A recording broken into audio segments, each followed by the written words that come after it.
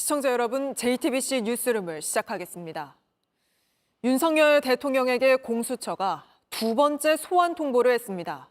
첫 번째 소환 통보를 대통령이 모른 채 하자 다음 주 수요일 크리스마스에 다시 나오라고 한 겁니다.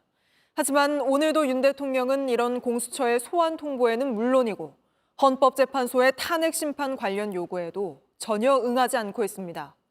최대한 시간을 끌어보겠다는 걸로 보이는데 공수처도 헌재도 이대로라면 다른 수를 낼 수밖에 없다는 입장입니다. 특히 공수처에서는 체포영장 얘기까지 나오는데 첫 소식 김혜리 기자가 보도합니다.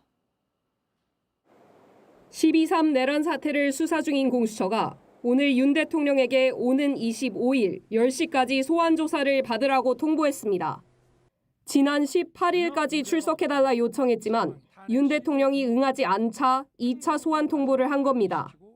공수처는 대통령실 총무비서관실과 대통령 관저, 구속실에 특급 우편과 전자공문 두 가지 방식으로 출석 요구서를 전달했습니다. 1차 출석 요구서는 특급 우편과 인편으로 보냈지만 전달에 차질이 생기자 새로운 방식을 택한 것으로 알려졌습니다. 다만 윤 대통령이 이번 소환 요구에 응할지는 미지수입니다. 앞서 윤 대통령 측 석동현 변호사는 기자회견에서 곧 꾸려질 변호팀이나 윤 대통령이 수사기관에 출석할지 여부를 밝힐 것이라고만 했습니다. 공수처는 윤 대통령이 이번에도 불출석할 경우 체포영장을 청구할 가능성이 큽니다. 수사기관은 통상적으로 두세 차례 출석 요구에 정당한 사유 없이 불응할 경우에 체포영장을 청구합니다. 오동훈 공수처장도 지난 17일 국회에 출석해 출석에 불응하면 체포 등 다음 단계를 진행할 것이라고 언급했습니다.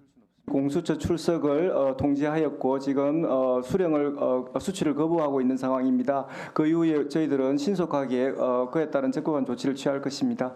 이후 법원에서 체포영장이 발부되더라도 경호처가 현직 대통령이라는 이유로 영장 집행을 가로막는다면 물리적인 충돌이 발생할 수 있다는 우려도 나옵니다.